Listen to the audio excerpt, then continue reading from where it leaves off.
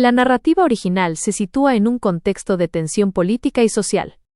Bajo el dominio del Imperio Romano, un decreto de censo obliga a José y María, quien estaba embarazada, a viajar desde Nazaret hasta Belén, la ciudad de sus antepasados. La carencia de espacio. Al llegar, no encontraron lugar en las posadas o casas de huéspedes. Esto no fue solo falta de hospitalidad, sino un reflejo de una ciudad desbordada por la burocracia imperial. Jesús no nace en un palacio, sino en un lugar destinado a los animales.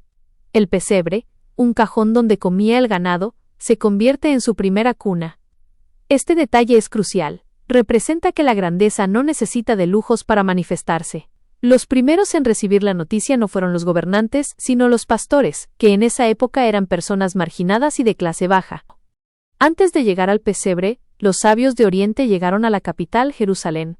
Su lógica era sencilla. Si buscaban a un futuro rey, lo más probable era encontrarlo en un palacio. Por eso, acudieron a hablar con el rey Herodes el Grande. Al preguntar por el nacimiento del nuevo líder, provocaron una crisis política. Herodes, un hombre conocido por su desconfianza y crueldad, se sintió amenazado. Sin embargo, fingió interés y les pidió que, cuando encontraran al niño, regresaran para avisarle, alegando que él también quería ir a honrarlo. En realidad, su intención era identificarlo para eliminar la competencia. Los sabios, tras encontrar a Jesús y entregarle sus presentes, fueron advertidos en sueños sobre las verdaderas intenciones de Herodes y decidieron regresar a sus tierras por un camino diferente, evitando el palacio. La huida a Egipto, el escape del poder. Al verse burlado por los sabios, la furia de Herodes estalló, lo que llevó a la familia a huir a toda prisa. José, María y el bebé se convirtieron en exiliados en Egipto, viviendo allí hasta que el peligro pasó con la muerte del rey. Esta transición muestra cómo Jesús, desde sus primeros meses de vida, estuvo en el centro de un conflicto entre la sencillez y el poder político absoluto. Siguiendo la ley de su época, a los 40 días de nacido, María y José llevaron a Jesús a Jerusalén para presentarlo ante la comunidad religiosa. No llegaron con grandes riquezas, llevaron un par de aves sencillas, que era la ofrenda permitida para las familias de pocos recursos. En el templo ocurrieron dos encuentros muy significativos. El encuentro con Simeón, un anciano sabio que había esperado toda su vida un momento de esperanza. Al ver al bebé, supo que su espera había terminado y anunció que ese niño sería una luz para todas las naciones. El encuentro con Ana, una mujer de avanzada edad que dedicaba su vida a la oración. Al ver a la familia, empezó a hablar del propósito del niño a todos los que buscaban un cambio positivo en sus vidas. Este acto representa el primer contacto formal de Jesús con las leyes y las instituciones de su tiempo. La infancia, el crecimiento en Nazaret. Tras un periodo de refugio en Egipto para protegerse del peligro, la familia regresó a Nazaret, un pueblo pequeño y humilde. Jesús creció aprendiendo el trabajo de José. Se convirtió en un artesano de la construcción y la madera. Esto significa que conoció de primera mano el esfuerzo físico, el trato con los clientes y la responsabilidad de cumplir con un trabajo bien hecho. La sabiduría a los 12 años. El evento más conocido de su niñez sucede en Jerusalén. Tras perderse de sus padres por 3 días, lo encontraron en el templo dialogando con los grandes maestros. No estaba simplemente escuchando, sino haciendo preguntas profundas que asombraron a los expertos por su inteligencia y claridad. La historia resume que Jesús crecía en sabiduría, en estatura y en gracia. Es decir, se desarrollaba de forma equilibrada en lo mental, lo físico y lo social. En aquel tiempo, el río Jordán no era solo una fuente de agua, era el símbolo de la libertad. Juan el Bautista había elegido ese lugar, porque era el mismo que sus antepasados cruzaron para dejar de ser esclavos. El ambiente estaba cargado de electricidad.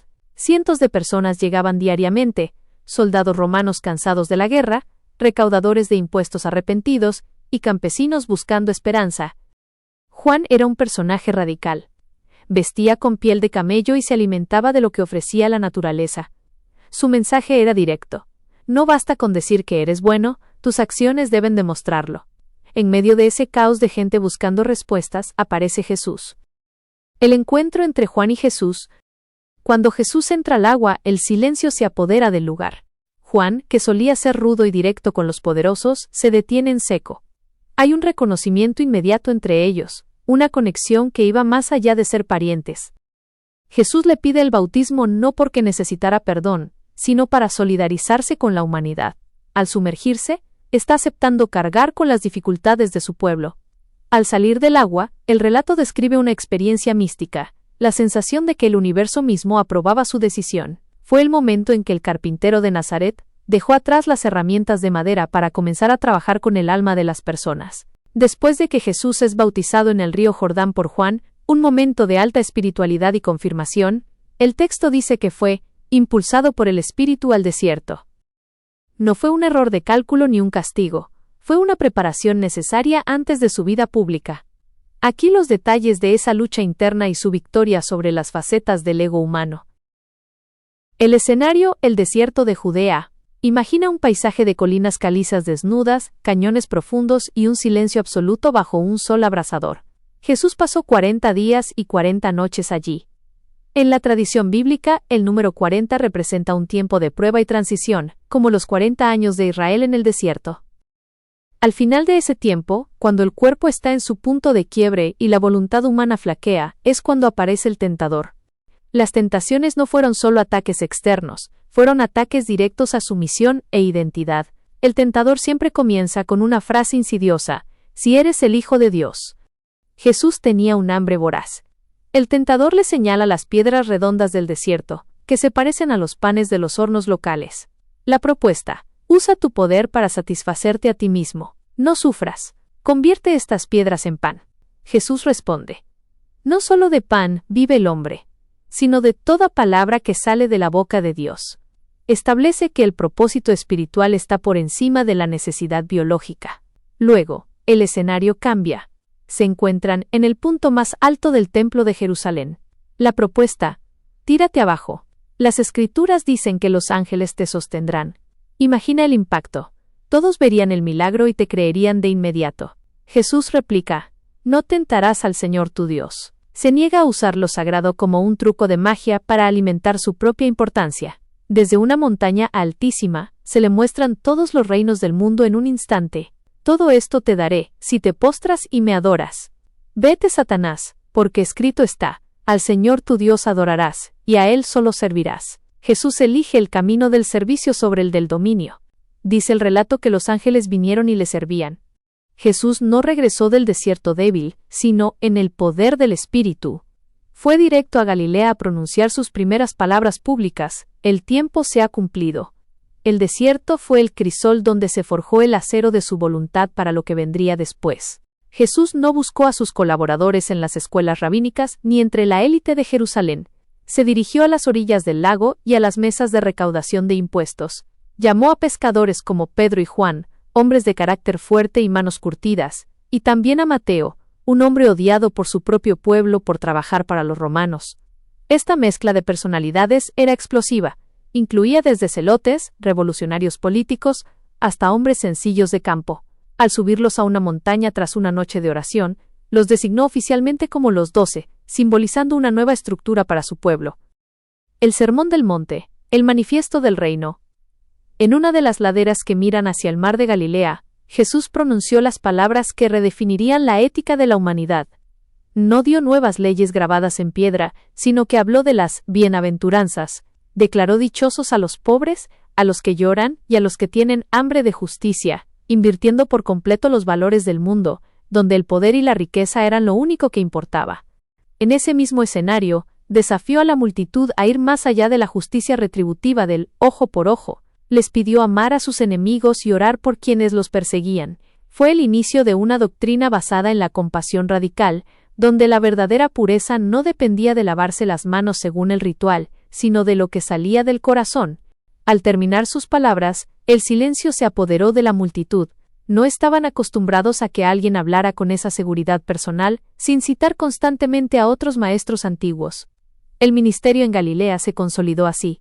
Un mensaje que sacudía el alma, acompañado de acciones que sanaban el cuerpo. La presencia de Jesús en las aldeas de Galilea rompía con todas las normas sociales de la época. Mientras que otros maestros esperaban que la gente acudiera a ellos en lugares sagrados, él se convirtió en un caminante que entraba en la vida cotidiana de las personas, transformando el polvo del camino en un escenario espiritual. En las pequeñas aldeas, la enfermedad y la pobreza eran estigmas sociales. Jesús escandalizó a los observadores religiosos porque no evitaba a los marginados. Al contrario, los buscaba. Cuando un leproso se le acercó, alguien que por ley debía gritar «impuro» y mantenerse alejado, Jesús no solo le habló, sino que lo tocó.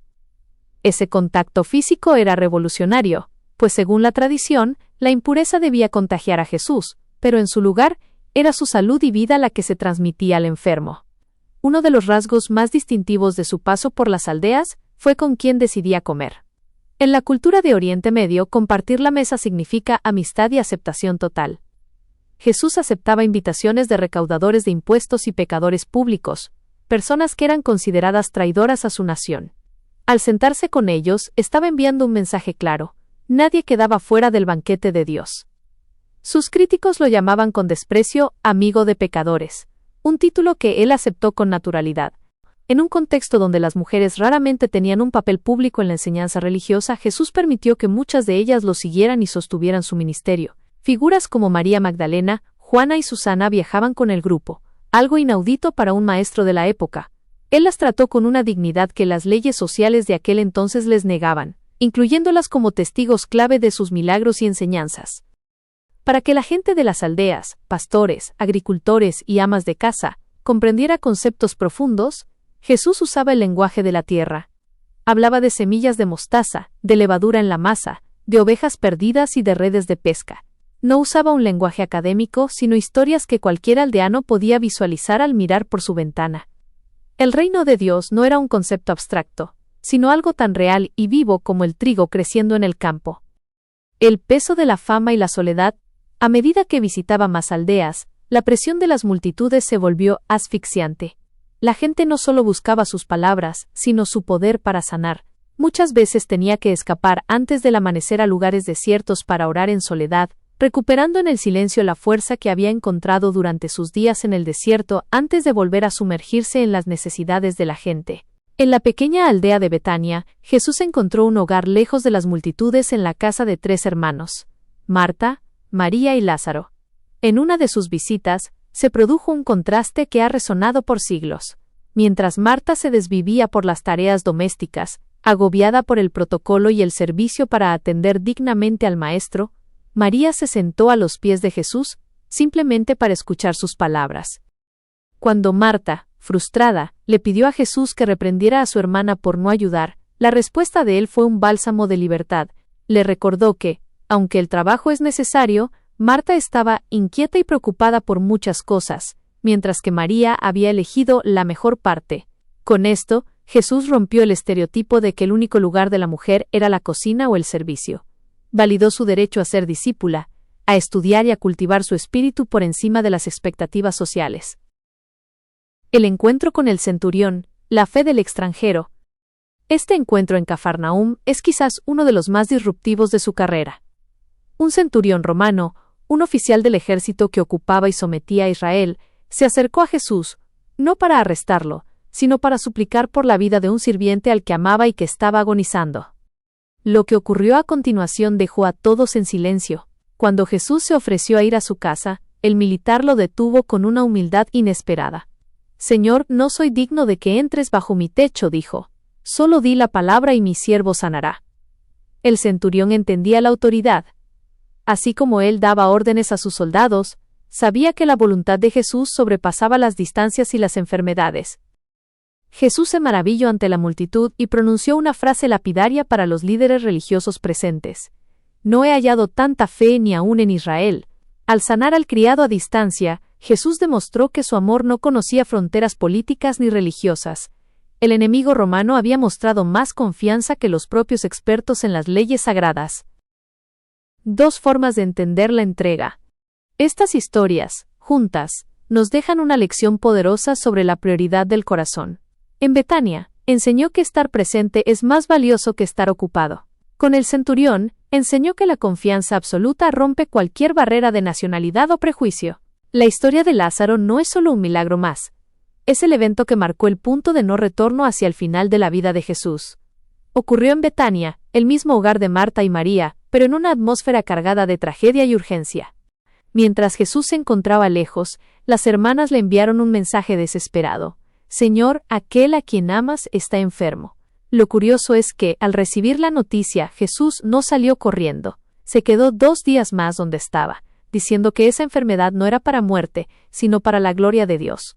Para cuando finalmente llegó a las afueras de Betania, Lázaro ya llevaba 4 días sepultado. Al llegar, el ambiente era de luto total. Marta, siempre activa, salió a su encuentro con un reproche lleno de fe y dolor. Si hubieras estado aquí, mi hermano no habría muerto. Poco después, María llegó y se postró a sus pies llorando. Al ver el sufrimiento de sus amigas y de la comunidad, ocurrió uno de los momentos más profundos del relato. Jesús lloró. A pesar de saber lo que iba a hacer, se conmovió profundamente por el peso de la muerte y el dolor humano. Jesús pidió que quitaran la piedra de la tumba. Marta, siempre práctica, advirtió que el cuerpo ya olería mal después de 4 días. Jesús, con una autoridad que recordó su victoria en el desierto, ordenó que movieran la piedra de todas formas. Tras una breve oración de agradecimiento a su padre, gritó con voz potente: «Lázaro, ven fuera».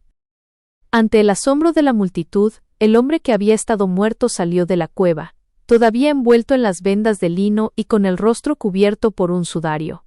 Jesús simplemente dijo: «Desatadlo y dejadlo ir». Este evento fue demasiado grande para ser ignorado. A diferencia de otros milagros en aldeas remotas, esto sucedió a las puertas de Jerusalén.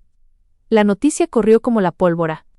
Muchos creyeron en él, pero para las autoridades religiosas, la resurrección de Lázaro fue la gota que colmó el vaso. Fue a partir de este momento que el Consejo Superior, el Sanedrín, decidió oficialmente que Jesús debía morir. Temían que su popularidad provocara una intervención romana destructiva. Lo irónico es que, al dar vida a su amigo, Jesús firmó su propia sentencia de muerte.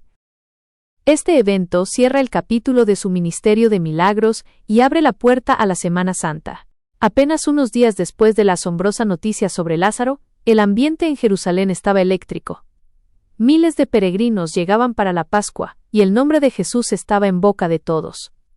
Lo que sucedió a continuación fue un acto de simbolismo puro, una declaración de paz en un mundo que esperaba guerra.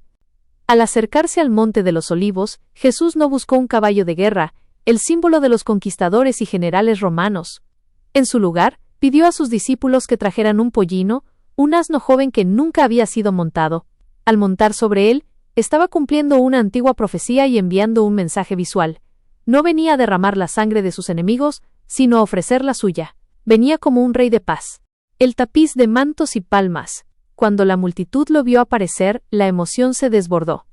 La gente comenzó a quitarse sus mantos, su posesión más valiosa, para alfombrar el camino polvoriento. Otros cortaron ramas de palmera y las batían en el aire, un gesto que en aquella época se reservaba para celebrar victorias militares o dar la bienvenida a héroes nacionales. Hosana. Bendito el que viene en el nombre del Señor. La palabra Hosana era originalmente una súplica que significaba «sálvanos ahora». El pueblo, cansado de la opresión y el silencio, veía en Jesús la culminación de todos sus anhelos. Sin embargo, había una trágica confusión. Ellos gritaban por un libertador político mientras Jesús cabalgaba hacia un sacrificio espiritual. Mientras la procesión descendía por la ladera del monte, los líderes religiosos, nerviosos por el alboroto y el posible caos, le pidieron a Jesús que reprendiera a sus seguidores y los hiciera callar. Jesús les respondió con una frase poderosa: «Os digo que si estos callaran, las piedras clamarían». Era un momento imparable. La historia de la humanidad estaba llegando a su punto crítico. A pesar de la fiesta y los vítores, el corazón de Jesús estaba apesadumbrado. Al ver Jerusalén desde la altura, se detuvo y lloró por ella. Sabía que, en apenas unos días, esa misma multitud que hoy gritaba Hosana, estaría gritando «Crucifícalo», y que la ciudad no había comprendido el camino hacia la verdadera paz. Esta entrada marcó el inicio de la Semana Mayor.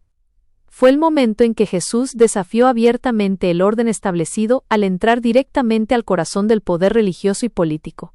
Al entrar en Jerusalén, Jesús no se dirigió al palacio de gobierno ni a buscar aliados políticos. Fue directo al templo, el corazón latente de la fe y la identidad de su pueblo. Lo que allí ocurrió fue uno de los momentos más tensos y físicos de toda su trayectoria. El mercado en la casa de oración. Al cruzar los muros, Jesús no encontró un ambiente de silencio o reverencia.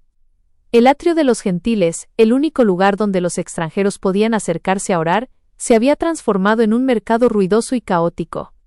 Había cambistas de monedas que cobraban comisiones abusivas para convertir el dinero romano en la moneda sagrada del templo, y vendedores de animales para los sacrificios que se aprovechaban de la necesidad de los pobres. Jesús, viendo que el sistema religioso se había convertido en una barrera en lugar de un puente hacia Dios, reaccionó con una fuerza que nadie esperaba. Improvisó un azote de cuerdas y comenzó a volcar las mesas de los cambistas y los asientos de los que vendían palomas. Las monedas rodaron por el suelo y el estrépito del mobiliario cayendo silenció por un momento el bullicio. Escrito está: mi casa, casa de oración será llamada, mas vosotros la habéis hecho cueva de ladrones, exclamó con una voz que resonó en todo el recinto. Esta acción no fue solo un arranque de enojo, fue un ataque directo al bolsillo y al control de la élite sacerdotal. Al limpiar el templo, Jesús estaba declarando que el sistema estaba corrupto y que él tenía la autoridad para restaurarlo. Durante el resto del día, los ciegos y los cojos se acercaron a él dentro del templo, y él los sanaba, mientras los niños seguían gritando «¡Hosana!», lo que enfurecía aún más a los sacerdotes. A partir de ese momento, Jesús ya no pudo caminar tranquilo por la ciudad. Los líderes religiosos comprendieron que no podían simplemente ignorarlo, o lo aceptaban como el Mesías, o tenían que eliminarlo. Jesús pasó los siguientes días enseñando en el templo durante el día, y retirándose a dormir al Monte de los Olivos por la noche, sabiendo que la traición ya se estaba gestando en las sombras. La última cena se acercaba, mientras tanto uno de los suyos, Judas Iscariote, ya estaba buscando el momento oportuno para entregarlo sin que la multitud se diera cuenta. La atmósfera en Jerusalén era como una olla a presión a punto de estallar. En un piso alto de una casa en Jerusalén Jesús se reunió con los 12 para celebrar la Pascua, pero esta no sería una cena tradicional. Antes de empezar, Jesús hizo algo que dejó a todos mudos. Se quitó el manto, se puso una toalla y comenzó a lavar los pies de sus discípulos. Era la tarea de un esclavo, no de un maestro. Con este gesto, les dio su última gran lección: el que quiera ser el más grande, debe ser el servidor de todos. Durante la comida, la tensión creció cuando Jesús anunció que uno de ellos lo traicionaría. Tras la salida de Judas hacia la noche, Jesús tomó el pan y el vino. Al partirlos, les dio un significado totalmente nuevo. Ya no representarían solo la salida de Egipto, sino su propio cuerpo y sangre que serían entregados por la humanidad. Estaba transformando un rito antiguo en una promesa de presencia eterna, pidiéndoles que repitieran ese acto en su memoria. Al terminar la cena, se dirigieron al Monte de los Olivos, a un jardín de olivos milenarios llamado Getsemaní, que significa prensa de aceite. Era un nombre profético, pues allí la voluntad de Jesús sería prensada hasta el límite. Pidió a Pedro, Santiago y Juan que velaran con él, pero el peso del cansancio y la tristeza los venció, dejándolos solo en su hora más oscura. Jesús se alejó un poco y cayó rostro en tierra. El hombre que había calmado tormentas y resucitado muertos sintió un pavor tan profundo que, según el relato médico de Lucas, su sudor se convirtió en grandes gotas de sangre, un fenómeno físico real causado por un estrés extremo. Su oración fue un combate entre su humanidad y su misión. Padre, si quieres, pasa de mí esta copa, pero no se haga mi voluntad, sino la tuya. En esa frase, Jesús repitió, y llevó a su máxima expresión la victoria que había tenido en el desierto 3 años antes. Al aceptar la copa del sacrificio, el ego humano quedó totalmente sometido al propósito divino. La paz que alcanzó tras la oración se vio interrumpida por el brillo de las antorchas y el ruido de las armas. Judas llegó guiando a una multitud de guardias. El método para identificarlo fue un beso, un gesto de amistad usado como herramienta de entrega. Jesús no se resistió. Incluso detuvo a Pedro cuando éste intentó defenderlo con una espada. ¿Como contra un ladrón habéis salido con espadas y con palos para prenderme?, preguntó con calma. Los discípulos, presas del pánico, huyeron hacia la oscuridad, y Jesús fue llevado encadenado hacia la casa del sumo sacerdote, iniciando así el proceso que lo llevaría a la cruz. Esa noche, mientras la ciudad dormía, se desarrollaron 2 dramas paralelos: la caída moral de un líder y la injusticia legal contra un inocente. Tras el arresto de Jesús, Pedro lo siguió de lejos hasta el patio del sumo sacerdote. Allí, mientras se calentaba junto a una fogata entre los guardias, fue reconocido. 3 veces diferentes personas le preguntaron si él era uno de los seguidores del Galileo, y las 3 veces, el miedo fue más fuerte que su lealtad. Pedro llegó incluso a maldecir y jurar que ni siquiera conocía a ese hombre. En ese preciso instante, un gallo cantó. Jesús, que era conducido por un pasillo en ese momento, giró la cabeza y miró a Pedro a los ojos. No fue una mirada de odio, sino de una profunda tristeza y recordatorio. Pedro, recordado la advertencia que Jesús le había hecho en la cena, salió corriendo del patio y lloró amargamente. Fue el quiebre total de su orgullo. El hombre que se creía más fuerte descubrió que sin ayuda, su voluntad era de barro.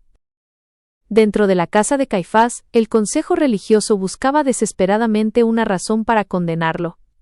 Presentaron testigos falsos que se contradecían entre sí, hasta que el sumo sacerdote le hizo la pregunta definitiva: ¿Eres tú el Cristo, el Hijo del Bendito? Jesús, rompiendo su silencio, respondió: Yo soy. Esa declaración fue suficiente para que lo acusaran de blasfemia, el peor crimen religioso, castigado con la muerte. Como los judíos no tenían permiso de los romanos para ejecutar a nadie, llevaron a Jesús ante el gobernador romano Poncio Pilato. Pilato, un hombre pragmático y frío, no veía en Jesús a un criminal, sino a un filósofo inofensivo. ¿Qué es la verdad?, le preguntó cínicamente. Intentó liberarlo varias veces, incluso ofreciendo soltar a un criminal real llamado Barrabás en su lugar, pero la multitud, azuzada por los sacerdotes, gritaba por la crucifixión. Finalmente, Pilato, temiendo una revuelta que arruinara su carrera ante el César, realizó un gesto que pasaría a la historia. Pidió un cuenco con agua y se lavó las manos públicamente, declarando que no era responsable de la sangre de ese justo. Entregó a Jesús para ser azotado y luego llevado a la cruz. Jesús fue cargado con el madero transversal de su cruz. El hombre que había caminado por toda Galilea sanando y enseñando, ahora apenas podía dar un paso bajo el peso del castigo físico y el escarnio público. En el camino, un hombre llamado Simón de Cirene fue obligado a ayudarlo, simbolizando que, incluso en su sacrificio más solitario, la humanidad debía compartir algo del peso. Llegaron al Gólgota, el lugar de la calavera, donde la historia de las tentaciones en el desierto alcanzaría su resolución final, no con un pan milagroso, sino con una entrega total. El momento en que el sufrimiento físico más extremo se encuentra con la lealtad de quienes se quedaron y el vacío de quienes huyeron. Jesús fue clavado en la cruz al mediodía. Durante 6 horas el tiempo pareció detenerse. En ese madero Jesús pronunció 7 frases cortas que resumían toda su vida. Perdonó a quienes lo ejecutaban diciendo: Padre, perdónalos, porque no saben lo que hacen. Y consoló a uno de los ladrones crucificados a su lado.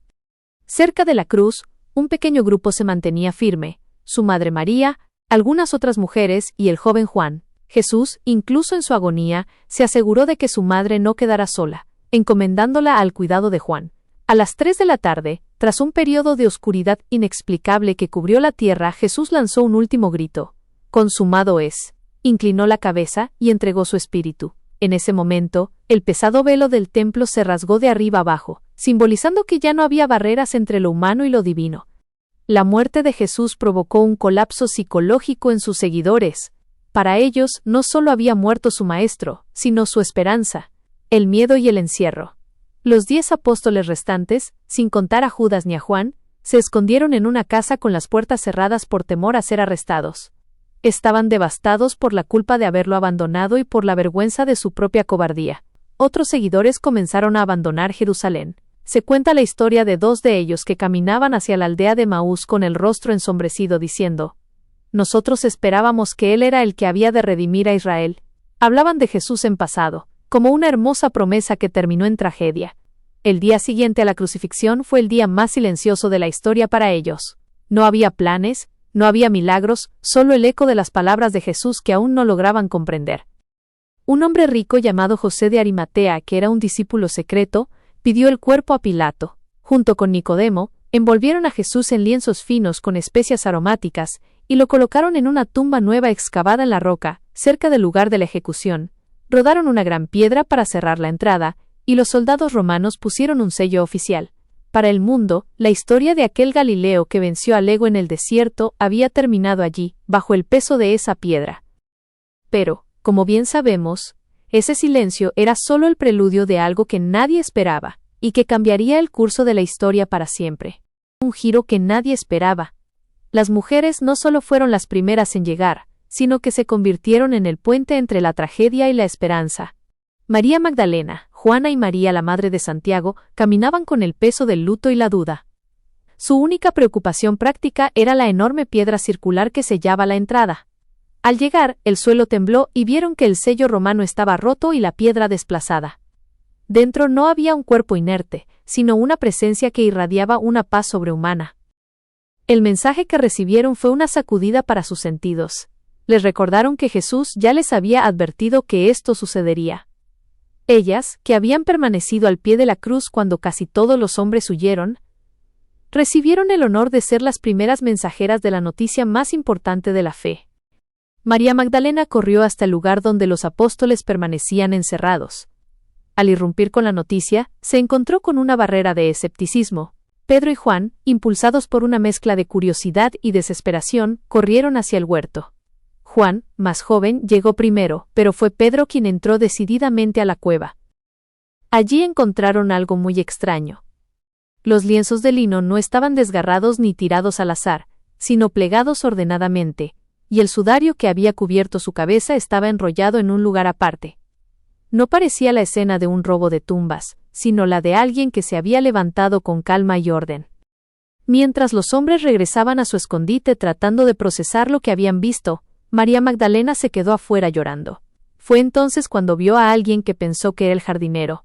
Solo cuando él pronunció su nombre María, ella reconoció la voz que tantas veces la había sanado. Intentó abrazarlo, pero él le indicó que su relación ahora pasaría a un plano espiritual. Este momento marca el fin del Jesús histórico limitado por el tiempo y el espacio, y el comienzo de su presencia universal.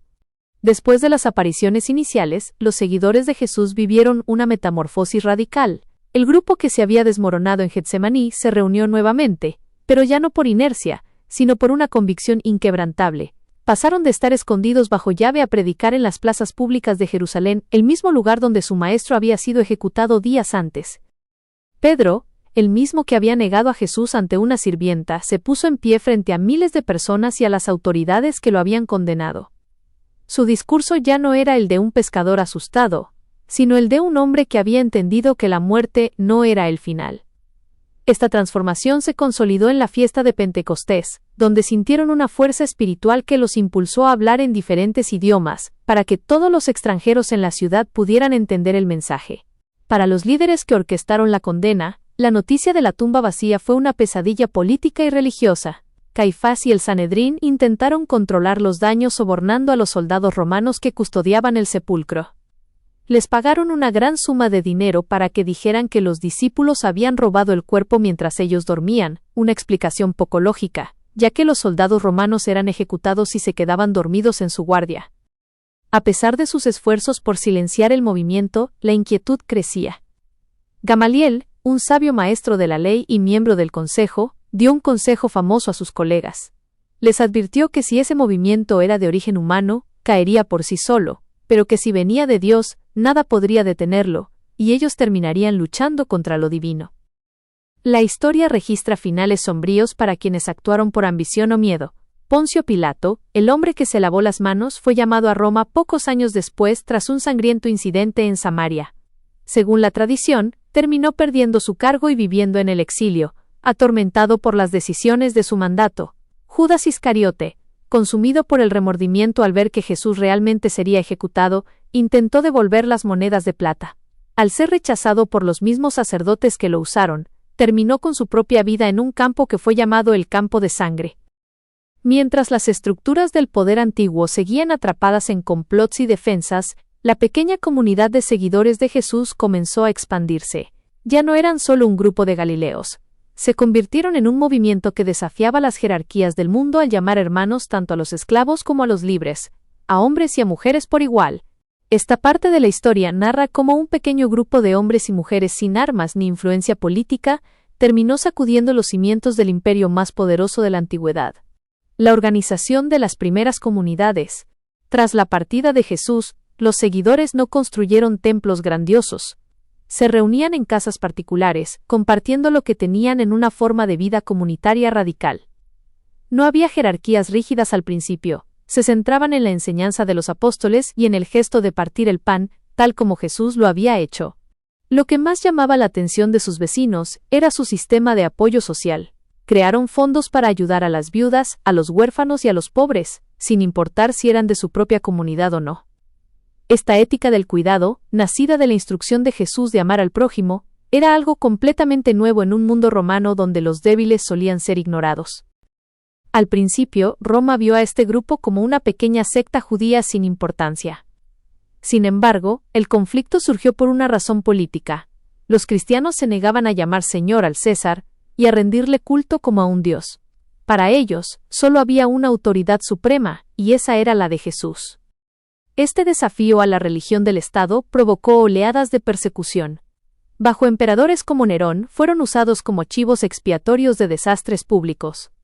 Sin embargo, ocurrió algo inesperado. Cuanto más se les perseguía, más crecía el movimiento. La valentía con la que enfrentaban la muerte, perdonando a sus verdugos como lo hizo su maestro, generaba una curiosidad profunda en la sociedad romana. El mensaje de Jesús se filtró por todas las capas sociales. Empezó entre los esclavos y los soldados, que encontraban en esta fe una dignidad que el sistema les negaba, pero pronto llegó a las casas de los nobles y los intelectuales. La idea de que todos los seres humanos eran iguales ante Dios era una fuerza subversiva que las legiones no podían detener. Con el tiempo, las calzadas romanas, construidas para el paso de ejércitos, se convirtieron en las autopistas por donde viajaba el mensaje de paz y la victoria. El imperio que crucificó a Jesús terminó, siglos después, adoptando su mensaje como propio, aunque la verdadera esencia siempre permaneció en esas pequeñas comunidades de base que intentaban vivir según el espíritu del desierto y la montaña. La lucha interna que Jesús libró en el desierto contra el poder, la fama y el egoísmo personal, se proyectó en la historia universal. Su victoria no fue la de un trono de oro, sino la de una influencia que perdura hasta hoy. Aquella caminata solitaria entre las dunas de Judea terminó transformando la brújula moral de la humanidad. El impacto de Jesús en la humanidad es tan vasto, que dividió el tiempo en dos y transformó la estructura misma de la civilización occidental y global. Su legado no se limitó a la religión, sino que redefinió la forma en que entendemos la ética, el derecho y la dignidad humana. La invención de la dignidad individual.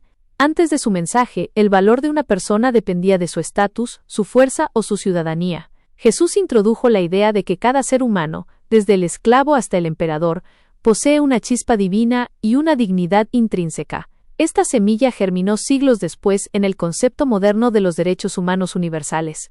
Al decir que lo que se hace al más pequeño se le hace a él, puso al marginado en el centro de la importancia social. La revolución de la compasión y la salud. La idea de cuidar al enfermo por amor y no por utilidad dio origen a la creación de los primeros hospitales públicos. En el mundo antiguo la enfermedad se veía a menudo como una maldición o una carga. Siguiendo el ejemplo de Jesús en las aldeas de Galilea, sus seguidores establecieron instituciones para sanar a quienes no podían pagar, sentando las bases de la asistencia médica organizada y la beneficencia que hoy damos por sentadas. El cambio en la estructura familiar y social. Jesús elevó el estatus de las mujeres y los niños en una cultura que los consideraba propiedad. Al prohibir el divorcio arbitrario y defender a los niños como modelos del reino de Dios, protegió el núcleo familiar. Su enseñanza sobre la igualdad ante Dios desafió la esclavitud desde adentro. Aunque tomó tiempo erradicarla, los argumentos de los abolicionistas más importantes de la historia siempre se basaron en la idea de la fraternidad humana que él predicó. La educación y el pensamiento. Para que la gente pudiera leer las historias de Jesús, fue necesario fomentar la alfabetización. Esto llevó a la creación de escuelas catedralicias que más tarde se convirtieron en las primeras universidades del mundo. La idea de que el universo fue creado por una mente racional animó a muchos de los primeros científicos a explorar las leyes de la naturaleza como una forma de entender la mente de Dios. La separación de Iglesia y Estado, con su famosa frase de dar al César lo que es del César y a Dios lo que es de Dios, Jesús sembró la idea de que hay una esfera de la conciencia humana donde el gobierno no tiene jurisdicción. Este concepto es el pilar de las democracias modernas y de la libertad religiosa, estableciendo límites al poder absoluto de los gobernantes. La brújula moral del perdón, quizás su impacto más difícil de medir, pero más profundo, es la introducción del perdón radical. Cambió la ética del ojo por la de amar al enemigo. Esta filosofía ha inspirado desde movimientos de resistencia no violenta, como los de Gandhi o Martin Luther King, hasta procesos de reconciliación nacional tras guerras civiles, demostrando que la victoria sobre el ego es la única forma de romper el ciclo de la violencia. Hemos recorrido el camino completo, desde aquel humilde pesebre en Belén que cambió el curso de la historia, hasta la luz del sepulcro vacío en Jerusalén. A lo largo de este viaje, hemos visto cómo Jesús no solo predicó con palabras, sino con una vida que desafió al poder, abrazó al marginado, y nos enseñó que la verdadera grandeza nace de la entrega y el sacrificio. Esta historia no terminó hace 2000 años, es una invitación que sigue golpeando la puerta de nuestro corazón hoy mismo. Él nos demostró que la victoria más grande no se gana con armas ni riquezas, sino venciendo nuestro propio ego para vivir una vida con propósito. Ahora, la pregunta es para ti. ¿Estás dispuesto a caminar por ese mismo sendero? Si tú ya has tomado la decisión de seguir sus pasos, me encantaría escucharte. Déjanos en los comentarios, ¿cómo ha cambiado tu vida desde que decidiste seguir a Jesús? Tu experiencia puede ser el mensaje de esperanza que alguien más está buscando en este momento.